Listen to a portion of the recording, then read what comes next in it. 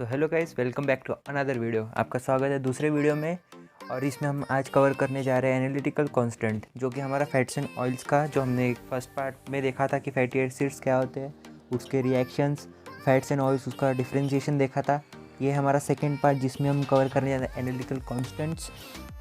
तो अब analytical constants में हमारा क्या क्या आएगा, हमारा acid value, saponification value, ester value, iodine value, acetyl value, Reichert Meissl value, मतलब हम उसको बोलेंगे आरएम वैल्यू, और significance principle involving their determination. तो ये हमारा आज मतलब सेकेंड पार्ट रहेगा हमारे इस वीडियो का। तो इसमें चलो शुरू करते हैं। एनालिटिकल कांस्टेंट, इसमें पहला है एसिड वैल्यू। अब एसिड वैल्यू होती क्या है? एसिड वैल्यू मतलब neutralization number. It is use to measure the free fatty acid present in the fats and oils. ये एनालिटिकल कांस्टेंट होता क्या है? जो भी आपके फैट्स एंड ऑयल्स जो भी प्रेजेंट रहते हैं, हम उसको फाइंड कैसे करेंगे, इसके ये डिफरेंट डिफरेंट टाइप्स है, ठीक है। तो उसमें हमारा पहला आएगा एसिड वैल्यू। कि एसिड वैल्यू होता क्या है? तो एसिड वैल्यू हमें हेल्प करता है फैट्स एंड ऑयल्स कितने मेजर है, हमें वो फाइंड करने में हेल्प करता है। And the free fatty acids in the fats and oils are harmful for human. मतलब जो फ्री फैटी एसिड्स रहते हैं इन फैट्स और ऑयल्स, ये हमारे लिए हार्मफुल रहते हैं, ह्यूमन बींग के लिए, ठीक है। तो इसका प्रिंसिपल देखेंगे अब क्या है। तो प्रिंसिपल इसका है, it is determined by the direct titration of fats and oils. Fats और ऑयल्स, आपने टाइट्रेशन आपके फर्स्ट सेम सेकंड सेम में किया होगा। फर्स्ट सेम में किया होगा अगर आपको याद होगा। आप ब्यूरेट में लेते थे, सैंपल लेते थे, उसमें फिर उसको टाइट्रेट करते थे। उसके बाद फिनोफ्थेलिन इंडिकेटर डालते थे, प्रेजेंस है कि नहीं देखने के लिए, चेक करने के लिए कंपाउंड का। हमारा रिजल्ट कंक्लूजन उस पर डिपेंड रहता था, ठीक है। In an alcoholic medium against standard potassium hydroxide solution, sodium hydroxide solution, ठीक है। तो इसके बाद dissolve 10 gram of sample, 10 gram हम सैंपल लेंगे in 50 ml of mixture of equal volume of ethanol. Ethanol आ गया तो अल्कोहलिक हो जाएगा हमारा। And ether then previously neutralize with 0.1 molar KOH and add phenolphthalein solution as a indicator. अब ये जो एसिड वैल्यू यहाँ पे हमारी दिखाई हुई है, ये स्टैंडर्ड है 5.61 N/W। N क्या है? ब्यूरेट की रीडिंग, और W क्या है? सैंपल का वेट। ये जो एसिड वैल्यू, ये स्टैंडर्ड है। स्टैंडर्ड मतलब ये जो हमें बताई हुई है वो हमें लर्न ही करनी पड़ेगी। ये IPC के थ्रू एक वैल्यू हमें गिवन दी रहती है, ये कभी चेंज नहीं होंगी, ठीक है। तो ये हमें याद ही करनी पड़ेगी। 5 टाइप की वैल्यू है, तो 5 टाइप के 5 फार्मूले समझ के हम इसको चलेंगे, तो हमें 5 फार्मूले लर्न करने पड़ेंगे, ठीक है। तो इसके बाद हम इसका सिग्निफिकेंस देखेंगे। The value is measure of the amount of the free fatty acid which have been liberated by the hydrolysis from the glycerides due to the action of the moisture, temperature और lipolytic enzyme lipase. तो enzyme क्या है इसमें? Lipase हमने use किया हुआ है। Therefore oils with increased acid number are unsafe, मतलब वो हार्मफुल है। क्यों? क्योंकि हमें इधर ही बताया कि fatty acid in oils and fats are harmful for human. तो therefore oils with increase acid number are unsafe, harmful है फॉर ह्यूमन कंजप्शन। क्यों? क्योंकि देखो, ज़्यादा एसिड वैल्यू मतलब more the acid value, more the presence of free fatty acid in the fats and oils, ठीक है। यहाँ तक कि आपको क्लियर है, मतलब एसिड वैल्यू क्लियर, यहाँ तक के इतना ही है। अगर आपको क्वेश्चन आता है एग्जाम में तो यहाँ तक के लिखोगे, आपको फुल मार्क्स मिलेंगे। सैपोनिफिकेशन वैल्यू, कभी भी आपको क्वेश्चन पेपर में सिंगल वैल्यू के लिए नहीं पूछेंगे, 2 वैल्यू देंगे, 2.5 मार्क्स के लिए, ओके। इस बाद में सैपोनिफिकेशन वैल्यू। सैपोनिफिकेशन क्या है हमने देखा था, ये तो सैपोनिफिकेशन वैल्यू है, पर सैपोनिफिकेशन क्या है?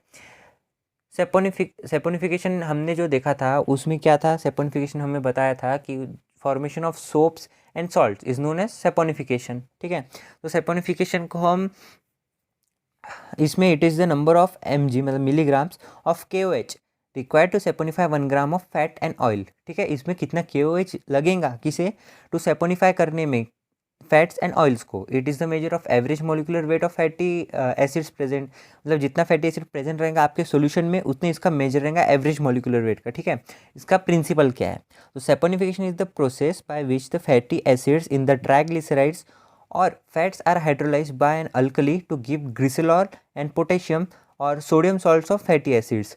देखोगे, अब ये मैंने आपके लिए जो नोट्स निकाले हुए, ये मैंने समझ के मैं आपको इसलिए रिपीट समझा रहा हूँ, आपको दिख नहीं रहा, सॉरी, मैं आपको इसलिए समझा रहा हूँ क्योंकि ये अगर आपको सिर्फ पढ़ के आपको नोट्स देना था तो मैं आपको PDF शेयर कर देता था, पर इसलिए समझा रहा हूँ कि आपको समझ नहीं होना, क्योंकि आपके लिए ये जो मैंने नोट्स निकाला है, ये 2 2 से लेके 3 बुक्स मैंने रेफ़र की और उसके बाद में सिंपल नोट्स है एकदम।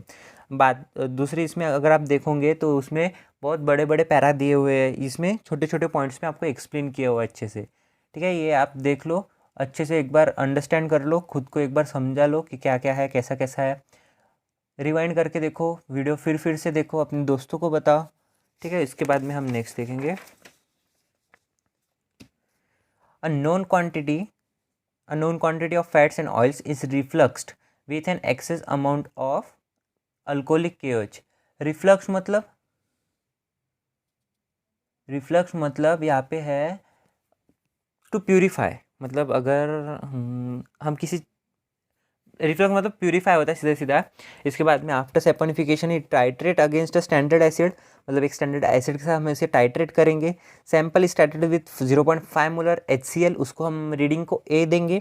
परफॉर्म ब्लैंक टाइट्रेशन, उसको रीडिंग को हम B देंगे। ब्लैंक टाइट्रेशन मतलब आपके ब्यूरेट में एक सिंपल सॉल्यूशन लेकर आप खाली टाइट्रेशन करोगे तो उसको बोलेंगे blank titration without any known sample. ठीक है, the value obtained is use for the determination of saponification value of fats and oils.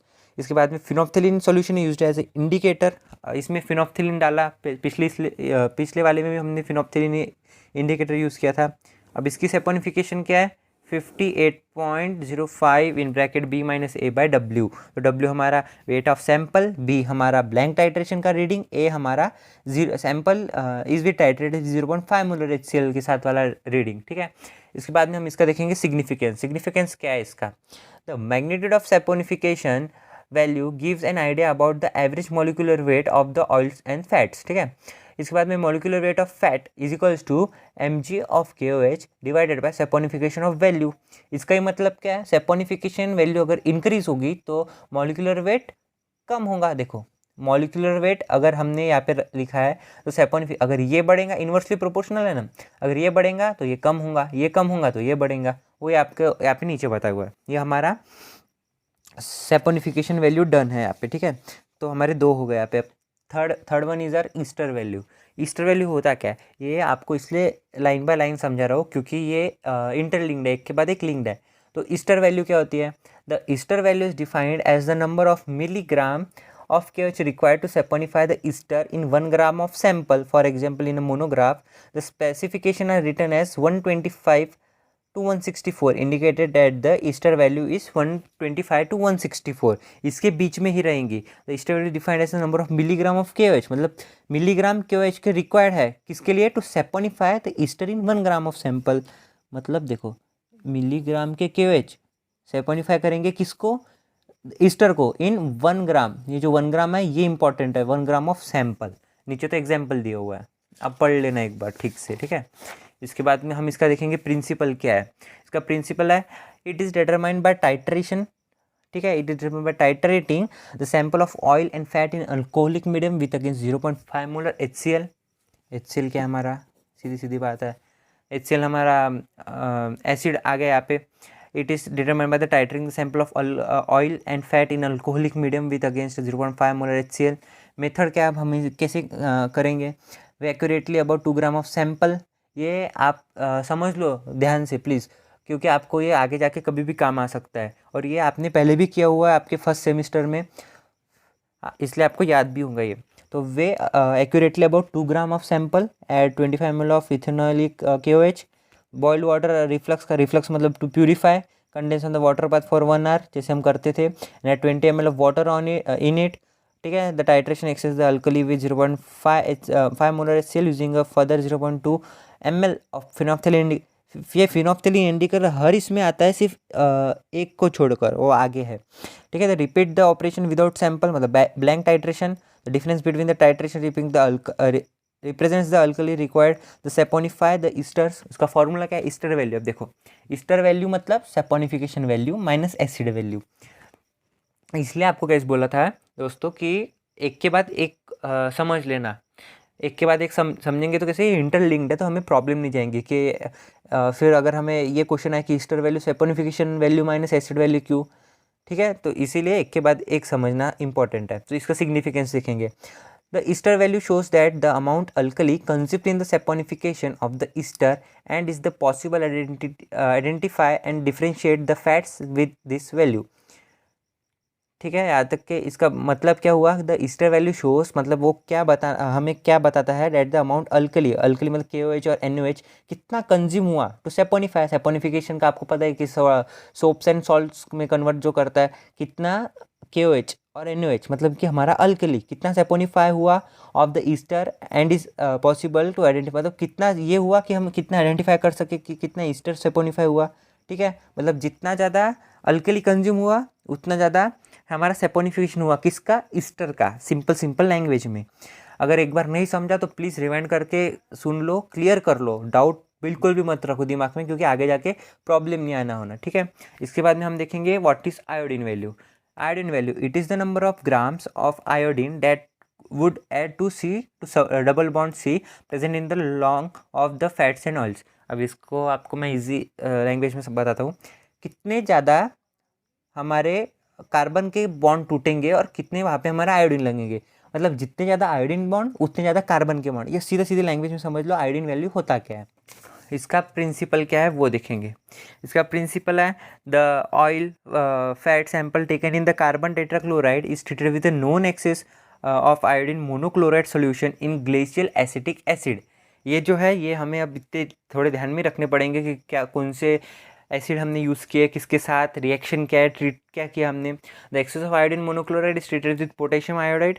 ठीक है, इसके बाद में देखो ये जितना भी है ये सब इसके प्रिंसिपल्स है। Now this sample is titrated against 0.1 molar sodium thiosulphate solution.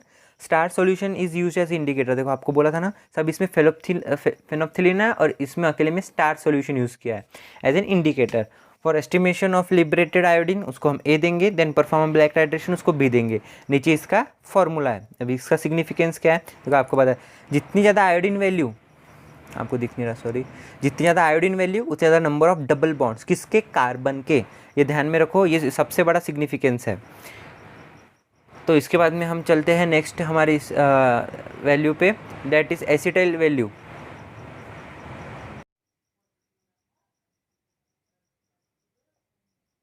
Acetyl value, तो हमारा नेक्स्ट एसिटाइल वैल्यू होती क्या है, तो it is the mg of KOH required to acetic acid liberated by the hydrolysis of 1 gram of acetylated substances.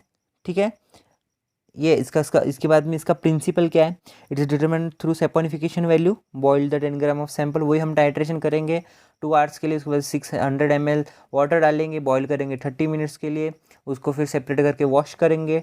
Saponification value find करें जैसे हम पहले किया था, determine the saponification value of the acetylated substances, B देंगे उसको, determine the saponification value of the substance उसको A देंगे। इसके बाद में इसकी रिएक्शन होंगी।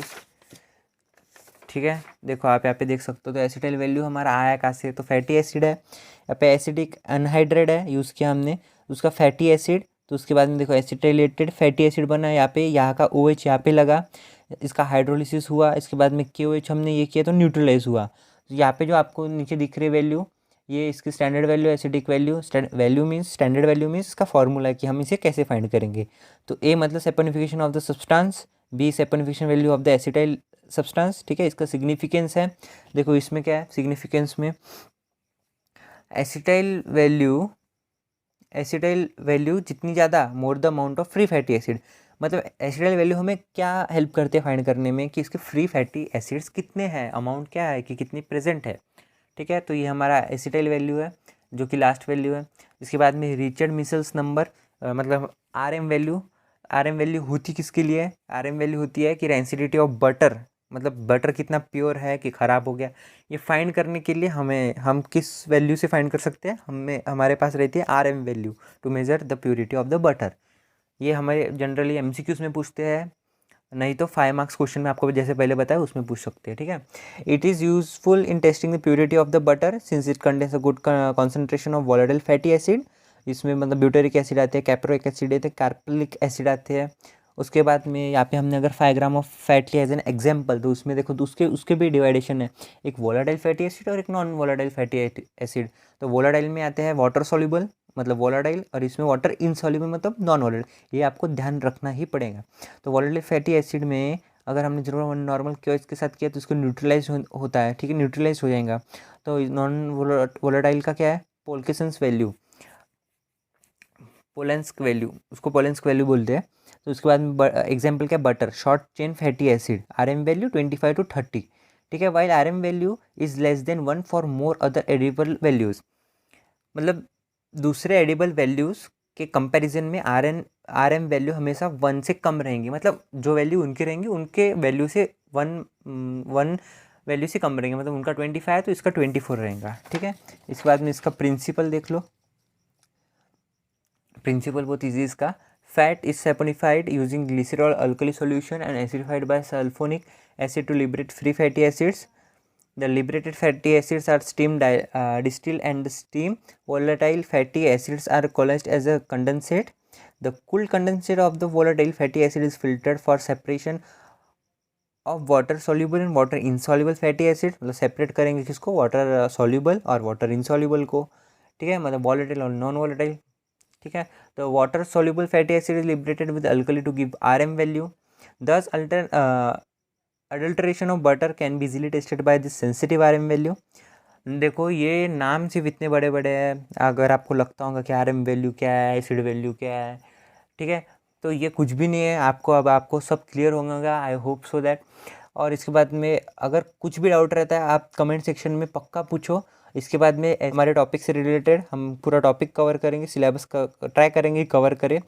मैं 1 डे आफ्टर एक वीडियो लाने की कोशिश करूँगा, क्योंकि मुझे भी पढ़ना पड़ता है और उसके बाद में आपके लिए सब नोट्स निकाल के ये ऐसे सिस्टमेटिक नोट्स लिख के आपको वीडियो बनानी पड़ती है, मुझे भी थोड़ा टाइम लगता है।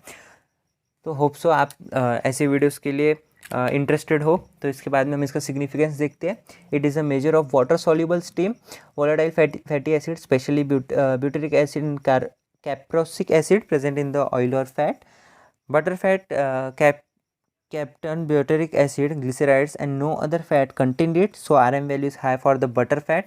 This determination have been used principally for analysis of butter. Hope so आपको सबको समझ गया होगा, और अगर आपको ये वीडियो अच्छी लगी तो प्लीज़ थ्रिलिंग साइंस को सब्सक्राइब करो एंड आप कमेंट सेक्शन में पक्का बताओ कि आपको ये वीडियो कैसी लगी। क्योंकि आपके लिए ये बना रहा हूँ मैं। अगर कुछ भी डाउट हो आप बिंदास पूछ सकते हो, और आप देख सकते हो कि कैसे आपके लिए मैं करता हूँ। तो होप्स आप अपने फ्रेंड सर्कल में भी शेयर करोगे। तो चलिए मिलते हैं नेक्स्ट वीडियो में।